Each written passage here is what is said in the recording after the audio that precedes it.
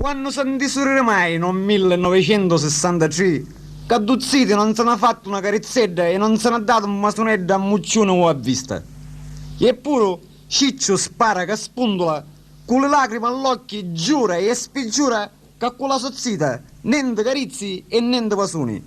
E questo non perché non c'è stata la buona volontà o l'occasione, ma perché la sozzita è tanto delicata e trasparente che guai a toccarla.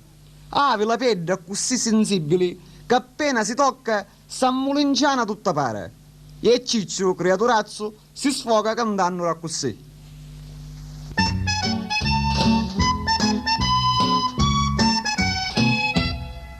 Sognuzzito di 6 mesi, una figlia di barbero, ma c'ha pizzo tempo e spese, su 2 secoli da così, sta picciotta schiti chiusa, non si fa manco a trozzare, che con voce lamentosa mi ripeta per tu.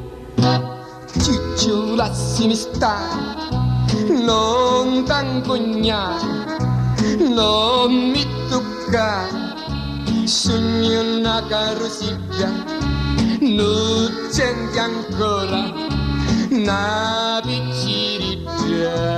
Ciccio, sì che io volavo, tieni lontano, dimmi alla mano, solo mi passare, che mi puoi struppiare e lì me carni tenni rillintami da così.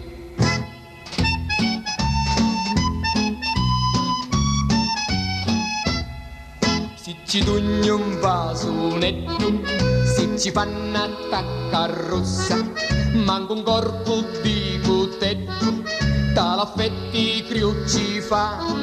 Se ci faccio una carizza, s'accattiglia tutta pari e la pelle si ci appizza, perciò dici da così. Ciccio, lassimi stare, non t'ancognare, non mi toccare, sogno una carossiglia, non senti ancora una picciriglia. Ciccio, sì che io volavo, tieni lontano, dimmi alla mano, solo mi passare, che mi puoi sciuppiare e lì me carni te